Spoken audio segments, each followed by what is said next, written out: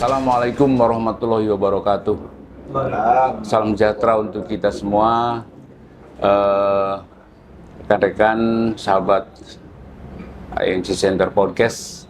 Pada pagi ini kita akan berbincang-bincang dengan salah seorang tokoh sesepuh Pondok Pesantren Tekien Benteng Suryalaya. Beliau adalah Al-Mukarrom Kiai Haji Muhammad Ali Hanafi Akbar. Beruntung kita pagi ini bisa kehadiran beliau di tempat yang penuh barokah. Mudah-mudahan, amin Allahumma amin. Pada pagi ini rekan-rekan kita akan berbincang-bincang sepuasnya terkait dengan problema kehidupan yang pada akhir ini memang melanda bangsa Indonesia, umat Islam. Kita kumpul-kumpul ini bukan sekedar kumpul-kumpul, dan kami mohon nanti di sebelah kami ada Ustadz Mirwan yang akan membacakan ayat kumpul-kumpul itu apa sih maknanya, gitu. Mohon Ustadz Mirwan dibacakan ayatnya, monggo silakan. A'udzu billahi minasy syaithanir rajim. Bismillahirrahmanirrahim. La khaira fi katsirin min najwahum illa man amara bi sadaqatin aw ma'rufin aw islahin bainan nas. ومن يفعل ذلك ابتغاء مرضات الله فسوف نؤتيه أجرا عظيما. Yang artinya, tidak ada kebaikan dari banyak pembicaraan rahasia mereka kecuali pembicaraan rahasia dari orang yang menyuruh orang bersedekah atau berbuat kebaikan atau mengadakan perdamaian di antara manusia. Barang siapa berbuat demikian karena mencari keridhaan Allah, maka kelak kami akan memberinya pahala yang besar. Sekian, terima kasih. Assalamualaikum warahmatullahi wabarakatuh. Baik, tadi sudah dibacakan firman Allah An-Nisa ayat 114 oleh sahabat kami Dr. Mirwan LC. Beliau adalah sama-sama pengurus di Pondok Pesantren Benteng Tekien Benteng Suryalaya. Baik, saudara-saudara, kita mulai masuk ke acara yang inti, di mana kita akan berbincang-bincang dengan Al-Mukarrom Kiai Haji Muhammad Ali Hanafi Akbar. Ustadz, ini kan pada saat ini kondisi bangsa kita ini begitu penuh dengan riuh-piuh yang barangkali boleh dikatakan bagi orang-orang yang senang beribadah itu merasa terganggu, tidak nyaman, terutama retorika yang muncul di para ahli politik itu menyampaikan dengan nada-nada yang kurang pas bila dilihat dari sudut pandang Islam, begitu. Bagaimana Ustadz, menurut Ustadz, bisa memberikan sedikit gambaran kepada kami? Assalamualaikum warahmatullahi wabarakatuh. Waalaikumsalam. Alhamdulillahirabbil alamin wassalatu wassalamu ala asyrofil anbiya'i mursalin Sayyidina Muhammad wa ala alihi washabihi ajmain, amma ba'du. Ilahi anta maksudi barido kamadiyati rabbi shrah li sadri wa yassir amri. Sahabati Rasulullah sallallahu alaihi wasallam karomah Syekh Abdullah Mubarak Syekh Kiamat Syahibul Abatajul Arifin. Al-Fatihah. A'udzubillahi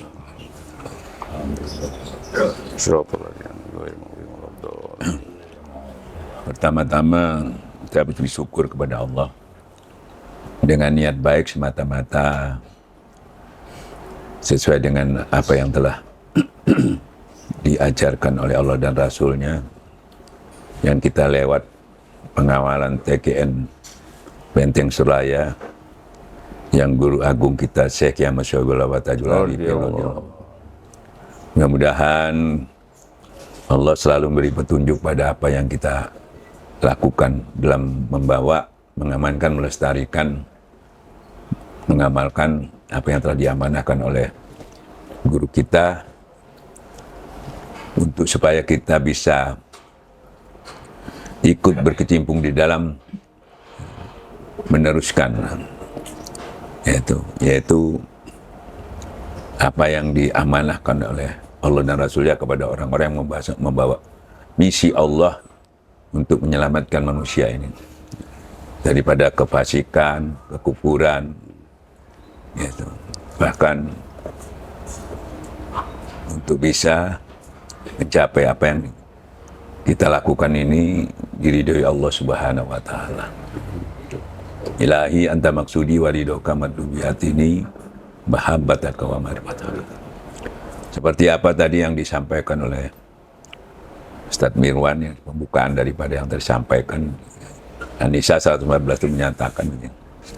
Jadi kita sering berbicara seakan-akan berkelompok, ya seakan-akan suatu rahasia ya, yang dibicarakan, tapi rahasia-rahasia yang dibicarakan itu isinya kalau tidak hanya untuk membicarakan kemanfaatan ya sesama manusia, karena sebaik-baiknya manusia itu manfaat bagi manusia yang lain, yaitu selalu mengadakan, tadi disebutkan sedekah. Sedekah itu apa? Yaitu sedekah itu memberi, yaitu sedekah itu memberi. Nah, memberi itu didasari apa? Ya, banyak juga orang memberi tapi tidak didasari kasih sayang. Tapi memberi sesuatu yang ada kepentingan, salah juga. Jadi memberi betul-betul itu, memberi itu tidak ada kepentingan apa-apa sesuai dengan perintah Allah.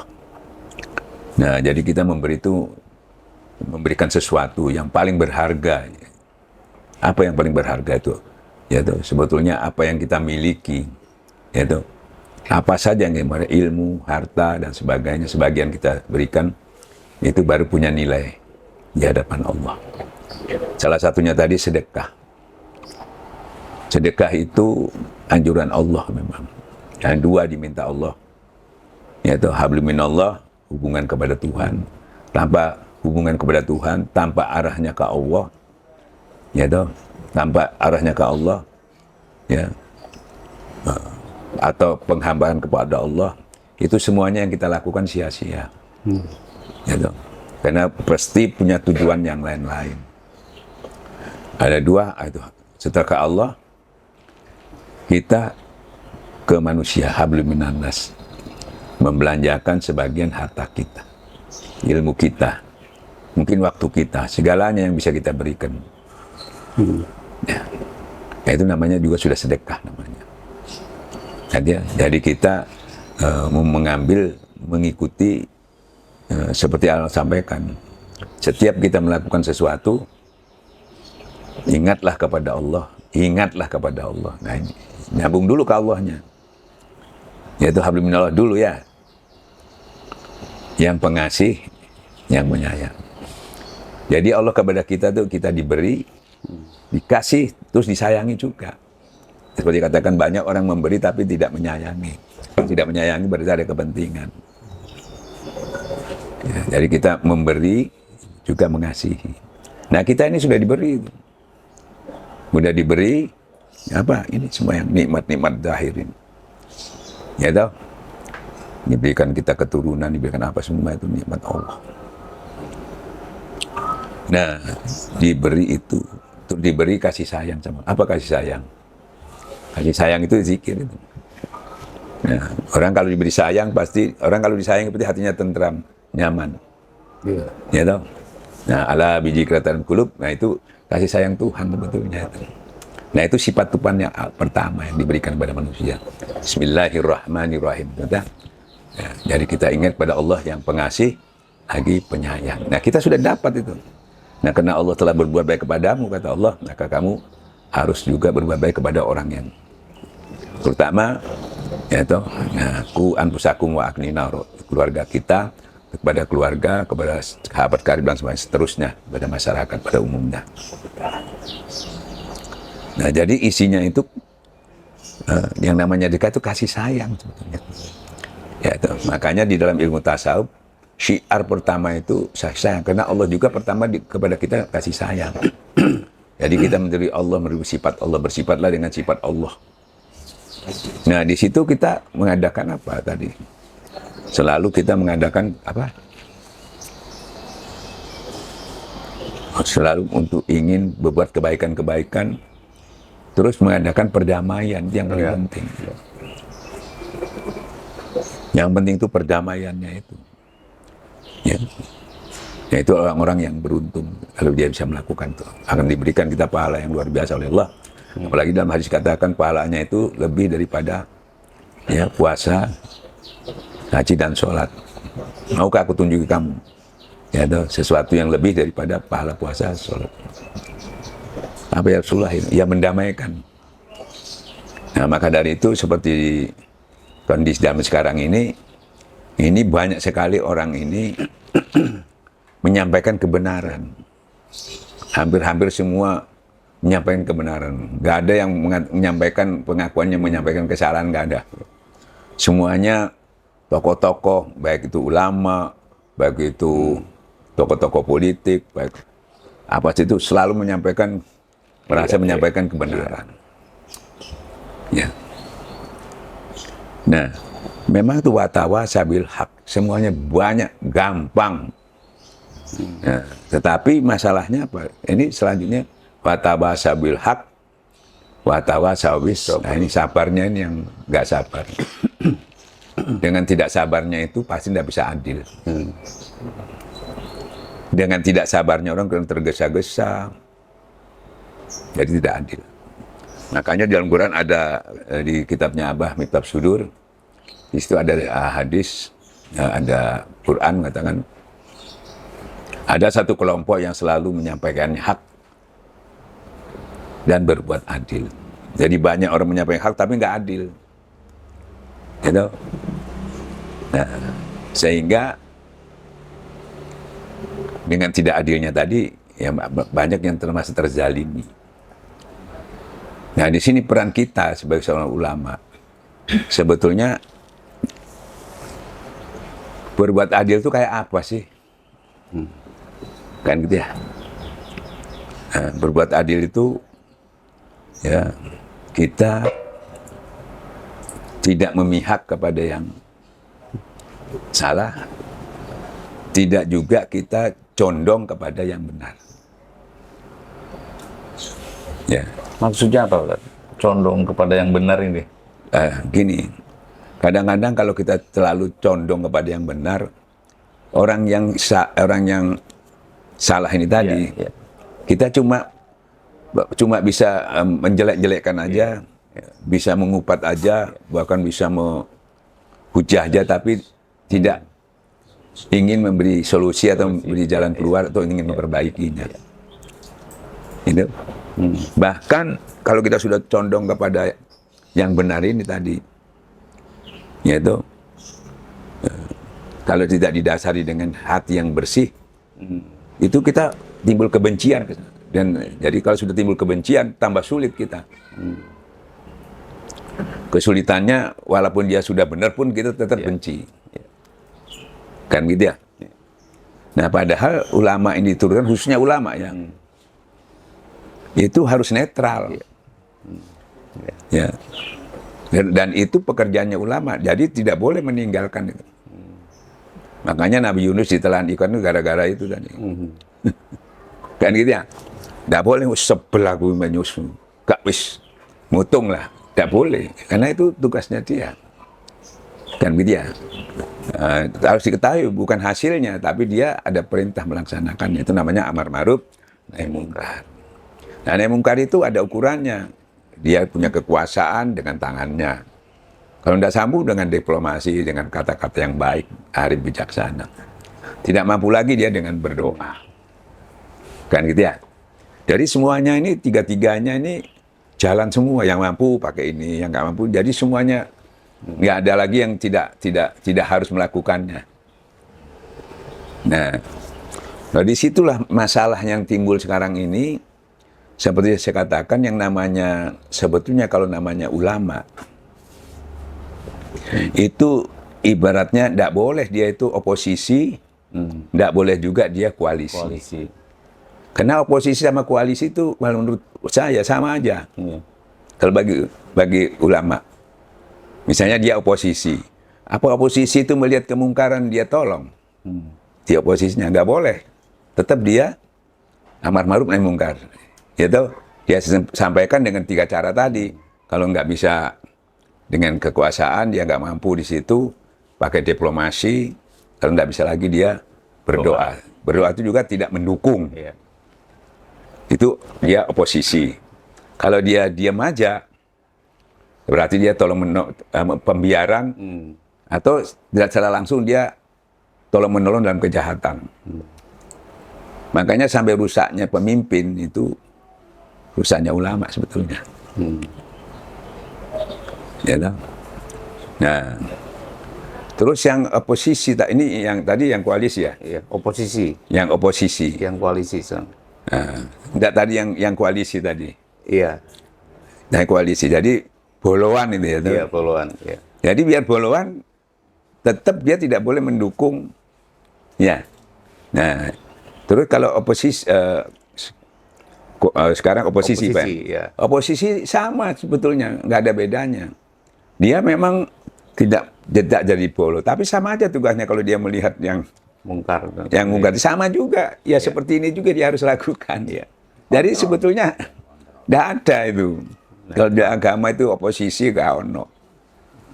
Setiap manusia itu bukan lagi ulamanya sebetulnya. Kita saja dituntut sama Allah kalau melihat kemungkaran, paling tidak, wah aku nggak wani, polanya orangnya gini. Paling tidak ya jangan mendukung lah. Ya. Paling tidak kamu berdoa.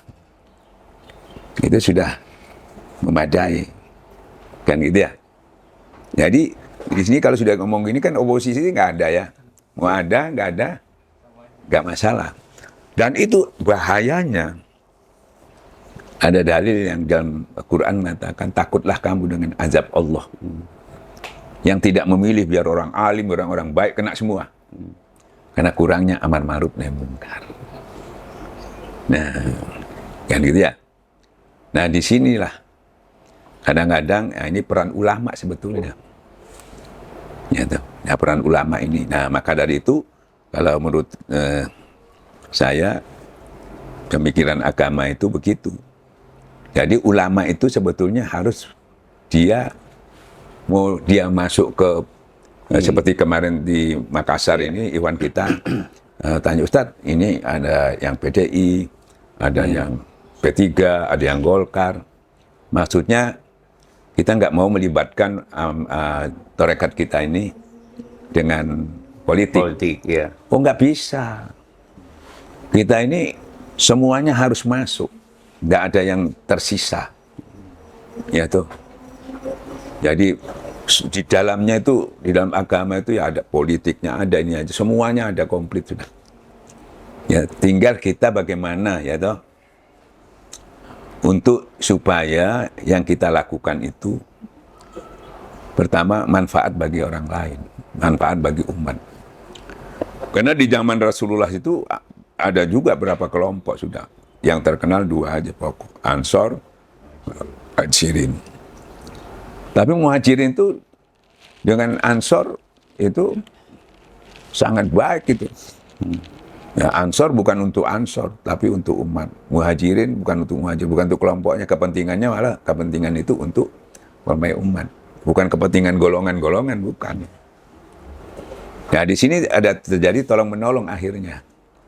Karena bukan untuk golongan-golongan. Kita sebagai hamba Allah yang mempunyai tugas, gitu, beramar ma'ruf nahi mungkar ini saling tolong-menolong dan kebaikan. Jadi di antara tokoh-tokohnya ini tadi harus begitu sebetulnya. Dan gitu ya, bukan memenangkan golongannya, bukan. Nah, makanya saya katakan dia yang masuk di Golkar saya sampaikan kamu Mandala, jangan biarkan aja. Ya. Sebab biar dia bisa siar masuk ke situ. Ke PDI berarti ada orang kita di sana. Tujuan niat kita kan cuma amar ma'ruf nahi mungkar. Nah, ada yang masuk Golkar. Orang kita ada di sana. Kan gitu ya, ada yang masuk PKB. Jadi semua link kita punya. Ya toh, itu kan bukan tujuan, cuma alat mencapai tujuan kita. Supaya kita bisa berkomunikasi. Dan pada satu saat, karena orang-orang kita itu sudah kita berikan bagaimana dia, tugas-tugasnya dia, insya Allah sambil berjalan, tiap-tiap golongan ini kan, ya itu bisa ada masalah dan sebagainya seperti sekarang ini. Nah, kita masing-masing bisa memberikan masukan kepada beliau itu tadi, lewat orang-orang kita di situ. Jadi kita memiliki semuanya seakan-akan. Jadi urusannya bukan golongan lagi, kita urusan umat. Cuma itu kan bendera-benderanya aja. Nah, itu salah satu strategi kita sebetulnya. Karena saya bilang sama Anda, jangan. Dan pada satu saat pengajian, bawahnya PDI pengajian, golongan, kita, dia bisa ngundang kita ya. Nah, kita bisa menyampaikan sesuatu kepada orang-orang itu. Ya. Iya. Jadi kita juga sudah bisa memberikan pencerahan bagaimana sih namanya kita memilih pemimpin itu. Sebab kalau sudah mengerti, memilih pemimpin itu sebetulnya bukan harus golongannya dia. Kalau enggak seperti zaman dahulu, Nabi aja yang turun, bukan golongannya nggak mau. Walaupun benar nggak mau. Kita ini cari yang benar kan. Kebetulan banyak memilih. Ya, saling beradu, argumentasinya dan sebagainya. Silakan menyampaikan tokoh-tokohnya. Tapi jangan memaksakan sesuatu yang banyak orang ini tidak mampu. Kalau ada yang lebih mampu ya kita. Kan gitu ya. Karena nanti kepentingannya kalau jadi, kan kepentingannya untuk kita semua. Nah, umpamanya buruk yang kita paksakan, kepentingannya untuk kamu aja yang semuanya nggak dapat apa-apa, ya toh. Gara-gara kamu milih untuk kepentingan golongan aja.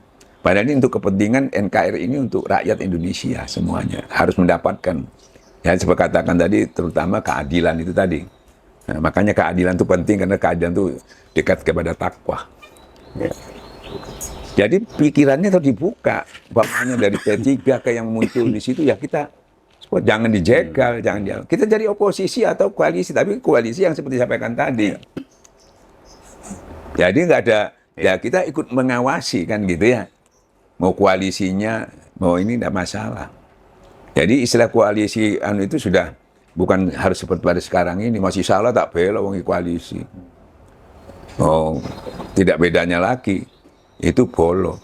Sedangkan orang tua kita saja kalau sudah menyalahi akidah, sudah menyalahi, tidak boleh diikuti.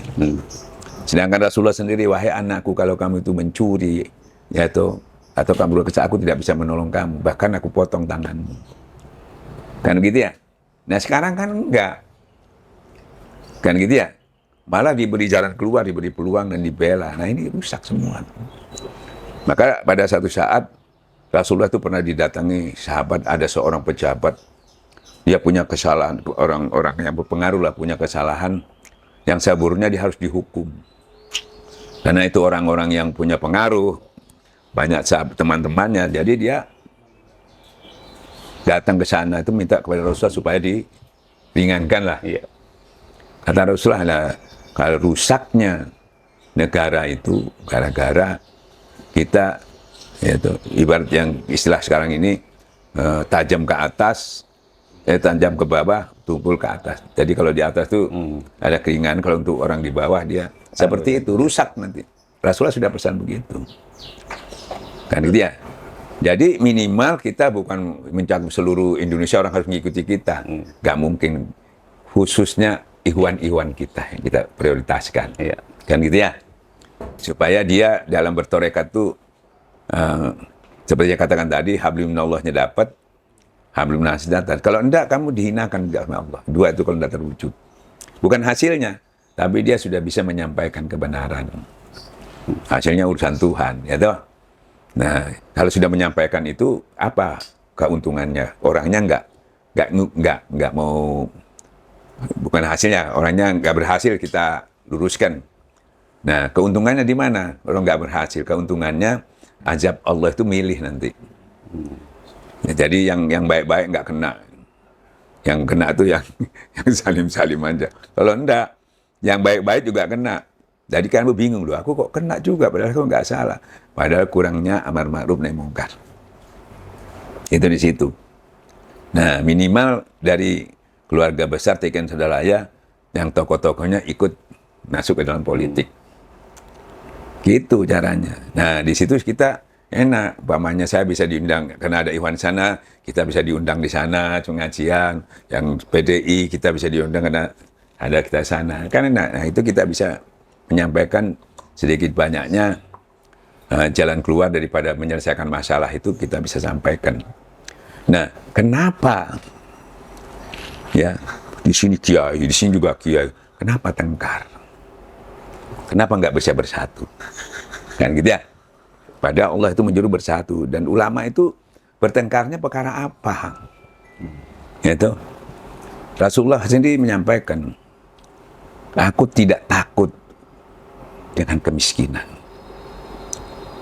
Tidak takut juga orang ini menjadi syirik.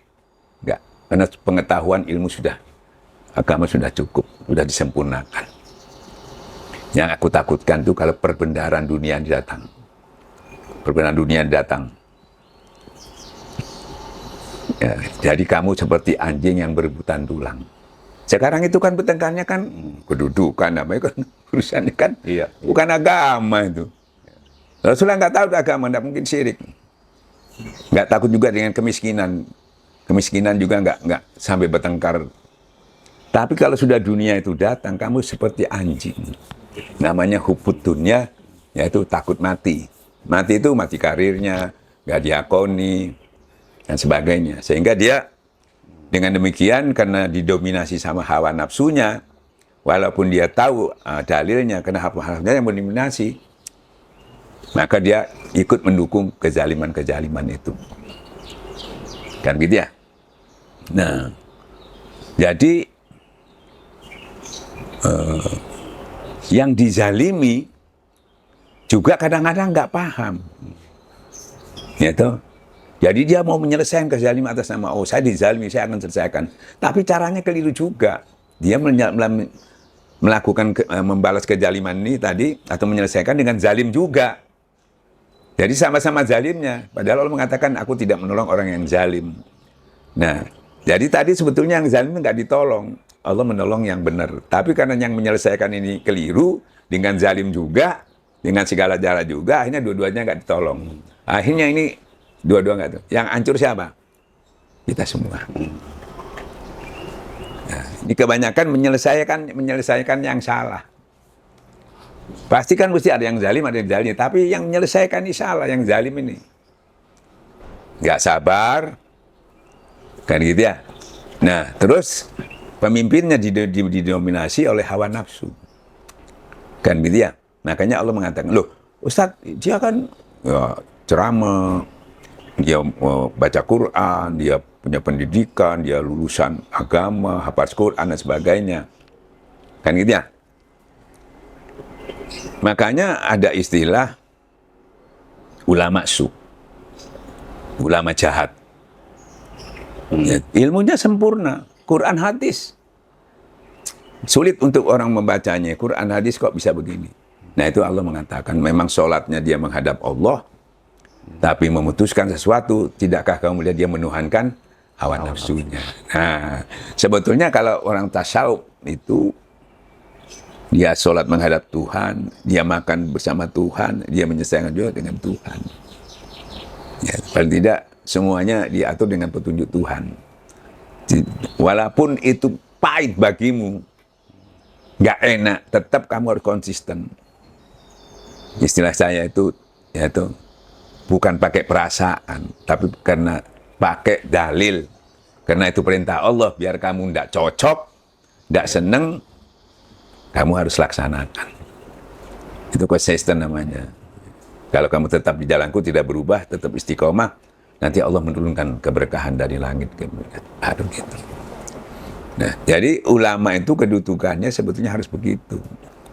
Jadi di mana aja boleh, DPD boleh, tapi bagaimanapun dia harus sebagai wasit lah, bisa dikatakan gitu. Selain mengawasi tempatnya sendiri, yaitu juga mendamaikan orang yang salah, apalagi tempatnya sendiri salah. Nah, kalau enggak namanya tolong menolong dalam kejahatan itu. Nah, hampir rata-rata sekarang itu yang kita lihat ya, mudah-mudahan nggak begitu ya. Ini barangkali saya buruk sangka, tapi realitanya orang merasakan begitu, Pak. Nah, kita khawatir walaupun kecil-kecilan, khususnya ustadz-ustadz kita yang di daerah ini yang mengikuti politik ini tadi, supaya jangan ikut-ikutlah, kamu sudah punya dasar sendiri dari apa yang kita amalkan. Kan itu ya, sehingga kamu tidak sampai tersesat. Tetap istiqomah walaupun kamu di dalam lingkungan orang-orang yang hubud dunia tadi, yang model apapun lah. Nggak masalah, memang Rasulullah juga diturunkan tempat jahiliyah. Cuma bukan untuk jadi jahiliyah, kan gitu. Jangan seperti apa yang dikatakan kemana organ, saya nggak tahu siapa yang ngomong. Kalau dia biar kiai, kalau sudah masuk ke pemerintahan, dia biar malaikat, kan jadi setan juga yang begitu. Harus tetap malaikat jadi situ. Kalau jadi setan, nggak perlu jadi kiai, nggak usah jadi kiai dulu, langsung jadi setan aja, capek-capek jadi kiai, terus jadi setan. Langsung jadi setan aja ya. Ngapain susah-susah jadi kiai dulu baru jadi setan. Nah itu sekedar yang saya sampaikan ya, karena saya menyampaikan ini bukan saya mau seakan-akan Ustadz ini, wah ini ulama saya Indonesia supaya mengerti. Enggak, kita tidak menguasai sampai ke sana. Dan kalau keliru juga kita nggak nanggung dosanya, karena itu yang paling penting sekup kita dulu yang jadi masalah sekarang, ya, khususnya di ujung pandang ini mulai saling tarik menarik. Nah itu. Jadi Ustadz boleh berpolitik, tetapi tidak jadi guru kampanyenya, Yeah. tidak jadi apa? Juru kampanyenya ya. Jadi artinya tidak condong pada satu organisasi. Jadi boleh lah, kita boleh berpolitik, boleh nyoblos, artinya boleh nyoblos. Boleh nyoblos. Tapi ulama tokohnya sendiri kan tadi Ustadz sampaikan tidak boleh condong ke satu organisasi. Iya. Ya, boleh aja condong. Harus netral. Gitu. Enggak, sebetulnya condong boleh. Boleh ya. Ya, justru dia, sekarang gini Pak, keuntungnya gimana Pak? Kalau dia nggak condong masuk ke dalam itu tadi, dia condong aja. Iya. Sepenuhnya lah dia masuk itu, condong. Ya, kalau orang luar yang negor kan sulit Pak. Iya. Kalau dia yang negor kan beda. Orang dalam. Tapi tadi kan tentunya harus bijak ya. Nah, cuma dia istilahnya dia jadi wasit lah di dalam itu. Ya. Kalau dia nggak masuk ke dalam, Pak, kalau wasit itu aslinya kalau dia masuk ke dalam, walaupun orang itu jengkel karena ditegur, ya Pak. Iya. Tapi ini kan sudah berbuat, Pak. Iya. Maka saya bilang bukan hasilnya, supaya kita nggak kena azab Allah tadi itu loh. Iya. Kan itu ya, seperti kita punya anak lah. Anak kita nakal misalnya, terus kita tegur, kita kasih ini tetap aja gitu. Kita tegur lagi, nggak masalah dia nggak mau berubah. Yeah. Masalahnya kalau nggak kita tegur, kita dituntut sama Allah, kenapa kamu biarkan aja? Nah itu kita kena. Yeah. Gitu loh. Masalahnya kena nanti. Tapi kalau sudah kita sampaikan, kalau tidak berubah ya kita sudah selesai. Iya. Nah, jadi kita kasih, jadi ulama ini juga nanti tokoh-tokoh juga kita beritahu. Loh, kalau tidak mau kan gimana Ustadz? Bukan harus berhasil. Oh, Nabi 25 Nabi yang nggak berhasil semua. Iya. Malah sing disembelih. Nah, jadi gitu. Jadi harus dipahami syariatnya sampai hakikatnya begitu. Sehingga orang-orang di kanan itu masuk ke situ nggak semata-mata dia di sana itu hubud dunia, Pak, dari dunia. Ya toh? Nah, tapi betul-betul dia karena dia sudah ditalkin tuh hablum minallah, tinggal dia hablum minas wa tawasau bil haq wal asri innal insana, demi masa demi waktu masa rugi, yaitu kita yang beriman dan beramal soleh. Dari amal solehnya itu wa tawasau, jadi amal solehnya. Kalau enggak, amal soleh kamu apa? Kamu cuma ngurusi kamu dirimu sendiri, belum amal soleh. Ya, juga menyolehkan orang lain. Nah, kita menyolehkan di sana itu orang-orang yang tersalah dan sebagainya, menimbulkan kebencian, permusuhan, kita berikan. Ya, kan kita cuma nyampaikan, bukan menghasilkan Allah sudah nyampe. Muhammad, kamu nggak bisa beri petunjuk, kamu cuma menyampaikan. Nanti itu setelah kamu menyampaikan, terserah aku, mau aku ampuni, aku beri petunjuk orang itu urusanku, mau aku hukum, terserah aku, itu sudah wilayah aku. Enak toh? Jadi nggak ada istilah lagi, gimana Ustadz kan dia kuat, biar kuat sampaikan selesai. Nah cuma tinggal nyampaikannya yang arif bijaksana, jangan sampai kasar, jangan sampai meso-meso. Dasarnya itu Fir'aun aja, Nabi Musa disuruh menyampaikan dengan lemah lembut, dengan arif, sehingga tidak jadi orang jengkel. Kalau nggak jengkel kan orang lama-lama kan ya seneng juga, nggak sampai kamu ngomong sekali aja langsung aja, tidak usah ngomong lagi. Tapi kalau orang itu nggak menjengkelkan, itu orang bisa simpati ya. Apalagi ada kita mengikuti perintah Rasul Allah dan Rasulnya, apa yang disampaikan kepada kita, yang sudah kita lakukan, pasti pertolongan Allah itu akan datang kepada kita. Gitu. Jadi orang kan takut apa? Cuma nyampaikan aja. Makanya sampaikan dengan arif bijaksana. Kalau enggak langsung keplaki wong akeh kan. Gitu. Kalau arif bijaksana kan enggak. Karena teknisnya kan ada nanti. Teknik dakwah itu gimana cara supaya enggak tersinggung. Nah itu yang bisa itu ulama tasawuf yang bisa biasanya. Karena dia selalu bicara itu sederhana. Ya toh. Nah enggak langsung menghukumi. Kasih sayang dulu kan gitu ya. Nah, jadi makanya nanti kalau datang ke sini para calon-calon itu sudah kumpul di sini, kita berikan ini nanti. Supaya nanti kayak Mandala juga negor, jangan, mana sudah saya katakan, jangan Mandala, ini syiar tuh kemana-mana. Kan gitu ya. Nah, jangan khawatir, orangnya jahat-jahat di situ. Justru tambah jahat, tambah tempat wadahnya, tempat nikmat pahala yang banyak. Seperti Bunda katakan, tambah jahat, tambah sulit, tambah banyak pahalanya. Makanya istilahnya orang-orang yang bertakwa itu bisa melakukan semuanya lapang dan Nah tinggal kita, power kita gedein. Nah ini, kenapa kita gedein? Karena istilahnya banyak energi yang kita keluarkan untuk, ya toh? Nah, ya gitu. Kalau itu sudah disadari, tidak ada, khususnya orang-orang ikhwan kita yang ikut politik itu ya. Ya mungkin juga nanti dia bisa memberikan pengarahan apa yang kita sampaikan ini bisa tembus kemana-mana. Ya yang dicari apa sih gitu. Ya, selama ini kan ya mungkin ya sesungguhnya nasihat itu penting kepada orang yang beriman. Ya kita sampaikan itu aja.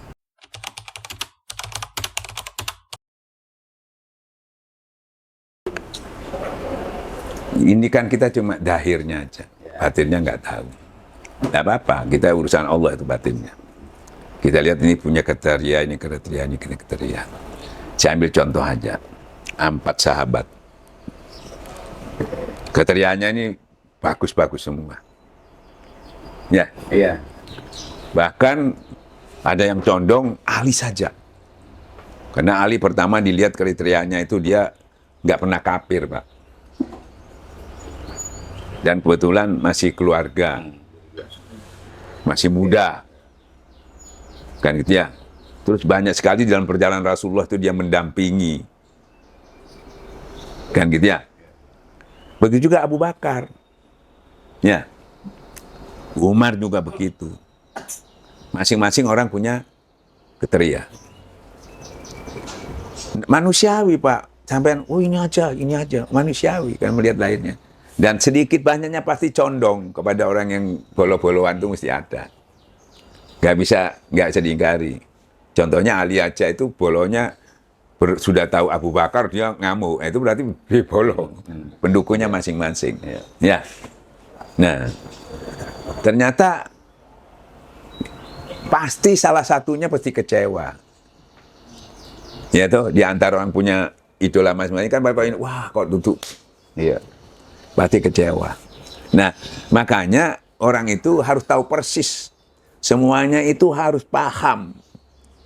Cerdas memahami agama itu tadi. Kalau enggak, ya toh, kalau enggak ya ini akhirnya kejadiannya apa? Yang diangkat Abu Bakar. Ya.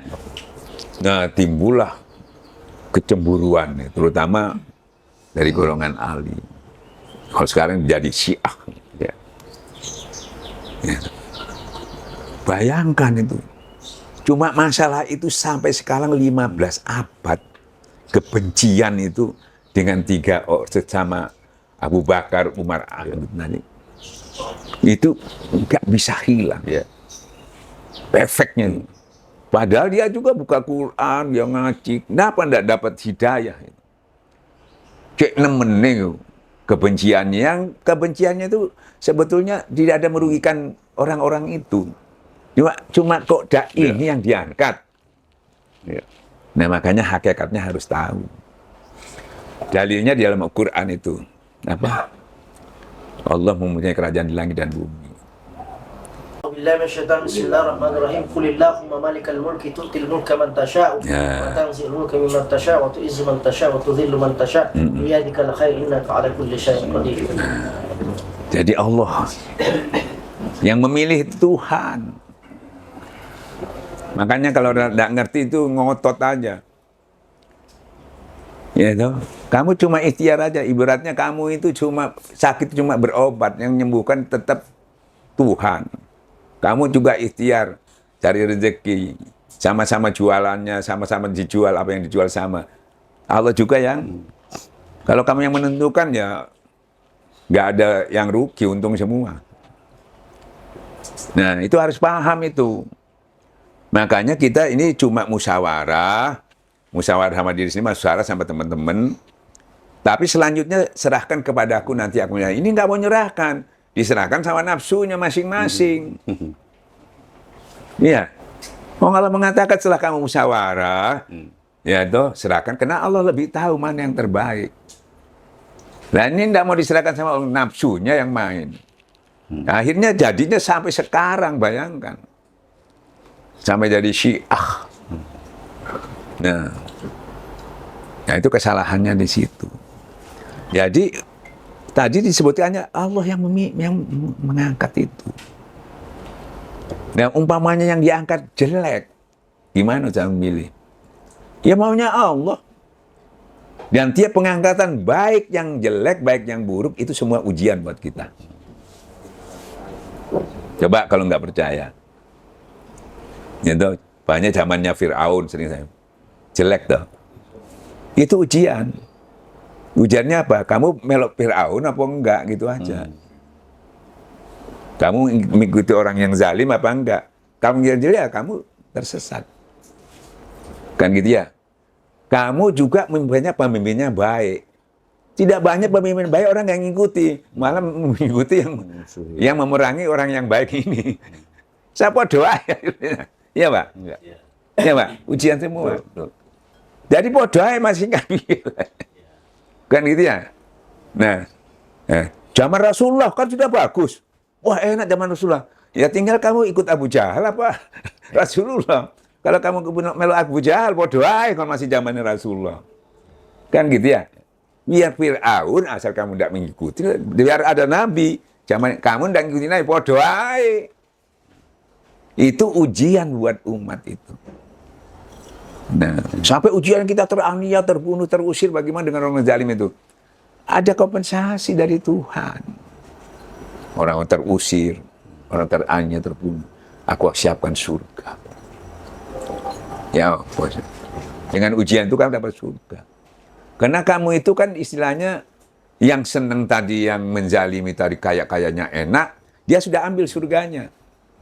Cuma berapa tahun? Kamu belum ambil surganya dengan kamu teraniaya berapa tahun? Apalagi kamu ditembak gitu. Cuma 5 menit mati kamu, tapi kamu sudah masuk surga.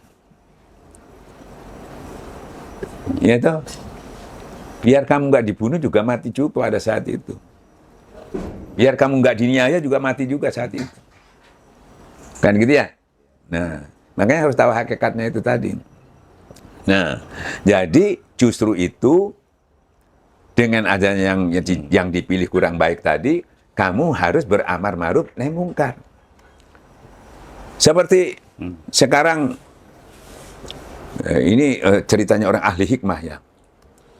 Ini UAS yang ceramah ini. Tapi dia mendapatkan petunjuk dari orang ahli hikmah. Tidak tahu di mana orang ahli hikmah itu, Mesir itu. Kenapa di Libanon ini, di mana tuh? Bukan di Palestina. Palestina ya. Ini kok nggak selesai gitu loh. Kok bisa selesai. Sudah berapa tahun, Bu? Ya, orang Islam segini kuatnya kok. Banyak kumpul dari situ. Apa sih negara apa sih? Kenapa enggak selesai? Ahli hikmah itu ditanya. Memang dibuat begitu sama Allah. Kamu dengan amar ma'ruf ke sana, kamu akan dapat kemuliaan. Kalau enggak ada, terus kamu dapat mana kemuliaannya? Dengan kamu itu beramar ma'ruf nahi mungkar, karena ada yang kamu perangi, dengan ada yang kamu jihati, kamu akan mendapatkan dari situ. Kalau itu enggak ada, terus apa? Jadi selalu ada hikmahnya Allah itu tadi. Jadi tapi kita tetap memilih yang terbaik. Tapi kadang-kadang orang, loh, buktinya kok dikasih yang gini, Ustaz, kok nggak cocok? Ada juga Allah di dalam syariat itu mengatakan, ya, makanya kamu harus memilih yang terbaik. Syariat, Pak. Nah, saya sendiri dulu gini, saya memikirkan 4 sahabat ini kayaknya punya ambisi, ternyata nggak ada. Sebab waktu diangkat tuh malah astagfirullah, dia takut. Langsung dia astagfirullah gitu. Bukan alhamdulillah, sekarang alhamdulillah. Astagfirullah, minta ampun ya Allah, ini takut bisa nggak megang amanah ini. Itu satu bukti. 4-4 dan kelihatan 4-4 ini semuanya nggak ada yang hubutunnya. Malah gajinya itu fresh untuk beli ini aja, sampai pakaian cuma camping, makannya aja, tidurnya aja, ya, itu sudah kelihatan. Jadi nggak ada yang hubutunnya ini 4. Ya toh. Jadi saya mujahadah kepada Allah, minta petunjuk apa yang harus saya sampaikan kepada umat sebagai salah satu keputusannya supaya pas gitu ya. Karena simpang siur gitu. Untuk kita menjawabnya sulit terjemah logika. Cara hakikatnya sudah, tapi gini. Seperti yang katakan tadi, Allah itu yang punya kerajaan yang aku berikan kepada yang aku kehendaki. Kepada Allah tahu, kehendak Allah itu pasti Allah tahu persis. Nggak mungkin keliru. Gitu? Nah, mungkin ya Allah kok iki loh, kan ngajari Tuhan. Nah, mulai. Nah, di situ saya melihat, saya diberitahu. Umpamanya aku kalau menuruti manusia, rusak hancur dunia ini. Gitu. Makanya umpamanya Ali dituruti, ya udah Ali aja dah. Ya Pak, rusak Pak. Bisa jadi mana? Pertama, kita nggak dapat pelajaran, nggak dapat contoh. Karena kalau Ali yang jadi, 3 ini nggak ada yang jadi khalifah. Kenapa? Tidak ada jadi khalifah. Kalau ini Ali jadi dulu. Karena umurnya Ali paling panjang. Nah, di sini masalahnya. Karena Allah yang tahu. Kalau umpamanya Ali dulu, Abu Bakar mati duluan, nggak dapat ya. Semuanya sudah mati, terakhir kan Ali yang belum mati. Nah, umpamanya Ali ini nggak ada ceritanya ini. Nggak ada dibuat percontohan. Padahal manusia ini butuh contoh. Untuk meneruskan regenerasi ini negara itu contohnya dari 4 ini. Makanya saya seperti contohkan, misalnya saya orangnya keras. Waktu karakter pemimpin keras. Tinggal ada contohnya, oh saya niru Umar. Umar keras. Tinggal gitu aja, kerasnya tapi konsisten, kenceng. Saya mau memaksakan niru Utsman, nggak bisa, karakter saya keras. Tapi sudah contoh kita ikut. Umpamanya saya orangnya lembut seperti Utsman. Saya niru Utsman. Yang karakternya seperti niru Ali. Ada contoh 4-nya, enak kan? Ya. Jadi kalau, loh kok kamu keras-keras kan? Nabi enggak, loh. Nabi itu nggak bisa kita niru Nabi-Nabi. Kita niru itu sahabat. Ketukuran meniru Nabi. Ya, nah sahabat ini kita tiru. Saya keras, seperti saya di Suralaya kan. Ustaz kok keras-keras? Nabi enggak keras. Dari ngono. Abang enggak keras, kami keras. Saya bilang, saya Sayyidina Umar. Nabi aja, waktu Sayyidina Umar belum ikut Nabi, sudah keras. Ikut Nabi enggak berubah, tetap keras. Buktinya kalau ada Nabi mengu, langsung cabut pedang gitu ya. Masuk kan. Aku luruskan dengan pedang itu. Ya tetap keras. Tapi kenceng kan itu, amanah. Ya itu watona. Jadi itu maksudnya gitu. Saya sudah tegur gitu, nggak ngerti. Ini wis jurus. Ya itu. Kalau saya seperti Abah sudah makamnya ya nggak keras. Karena saya makamnya masih Sayyidina Umar, ya saya keras. Sampai ini bicara dari langit. Loh, memang dari langit, Kondi. Memang begitu kenyataannya. Masa saya keras suruh lembut-lembutkan? Nah, pura-pura itu. Rekayasa itu. Apa? Termasuk apa? Pencitraan lah. Apa adanya. Nah, itu. Nah, jadi akhirnya kesimpulannya kita ini semua tadi ikhtiar semua. Makanya kalau tokoh-tokoh itu tahu nggak tapi ngeluarkan uang, makanya kalau sampean tuh nyogok kayak iso tulisannya sini tuh. Makanya kita kalau gitu kita nggak perlu ikut. Enggak, kan belum tentu. Jadi kita ikut itu punya dasar mau kepilih, alhamdulillah enggak ya enggak masalah. Mudah-mudahan yang terpilih yang terbaik. Kalau enggak baik, saya jadi oposisi untuk turut memperbaikinya. Jadi saya juga jadi koalisi untuk ikut juga, ya toh, mengawasinya. Sama aja nggak ada. Kan kamu katanya mau ikut apa andil di dalam amar ma'ruf munkar. Biar kamu nggak jadi apa-apa kan bisa, Pak. Bukan harus jadi presiden dulu, bukan jadi eksekutif dulu. Kamu bisa membantu negara. Enggak, lewat mana aja bisa. Dan gitu ya. Kadang-kadang saya kalau sudah jadi ini baru bisa. Ya kan boleh kedudukan berarti itu. Nggak bisa, lewat mana aja bisa. Orang-orang dulu banyak. Justru dia, aku nggak ikut partainya, nggak ikut apa, aku di luar aja. Tapi dia sudah membantu banyak. Nah, itu begitu. Nah, di sini... jadi kita kalau akhirnya apa? Kalau kamu mau mengeluarkan dana nggak terlalu banyak. Nah, untuk supaya yang sebaik-baiknya itu lebih baik kamu mengumpulkan orang, kamu bagi-bagi uang juga nggak masalah untuk menyantuni fakir miskin, tapi ya toh. Nah, supaya fakir miskin itu ya toh dengan kamu membagi-bagi uang itu kan gitu ya. Tapi niatnya loh ya, kalau kamu juga untuk kedudukan secemane, Pak. Sengaja memang kamu membagi ini kena perintah Allah supaya suasana ini bisa teduh. Sedekah itu meredam murka Tuhan, menuduhkan di dalam pemilihannya harus teduh, harus nyaman. Itu dengan sedekah. Kita nyantuni ngasih makan orang. Kan suasana panas, Pak. Tapi sedekahnya itu niatnya, yang disedekah itu niatnya jangan untuk supaya kepele, bukan gitu. Tapi memang untuk sedekah, semuanya sedekah, semua sama. Ya itu, untuk supaya suasana itu teduh, nyaman. Kan meredam murka Allah, Pak. Nah. Bagaimana itu kalau dia sedekah dalam bentuk serangan fajar? Sedekah dalam bentuk serangan fajar, Pak. Kalau orang itu mengerti, kita juga ngerti, kita nggak bingung. Nanti Allah yang milih, kok mau nyogok, mau apa. Ya toh? Nah, kita tinggal gini, yang penting syariatnya kita sudah mentaati aturan prosedur. Hasilnya bukan kita. Kamu jangan, kalau tadi kan berarti dia nggak prosedur. Ya toh? Yang penting prosedur, bukan hasilnya, bukan. Kalau saya nggak gini, nanti nggak menang. Ya toh? Bisa menang, bisa nggak juga toh. Tapi sudah kalahnya dia sudah melanggar prosedur, sudah kena sanksi dia sama Allah. Kan dia sudah menipu, dia seakan-akan menipu Allah, padahal dia menipu dirinya sendiri. Ya.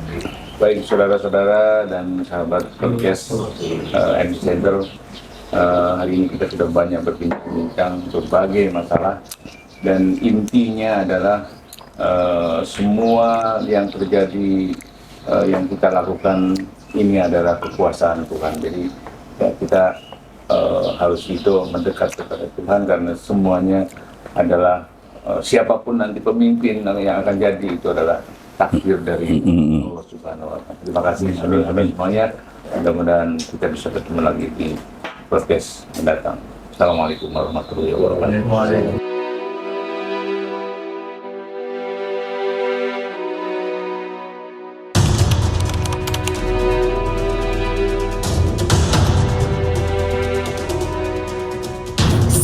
Batu manikan di berjoget sama di kotam dia menyanyi sebab mengkajula-jula, sebab mengkajula-jula. Seksi batu manikan di berjoget sama di kotam dia menyanyi sebab mengkajula-jula, sebab mengkajula-jula.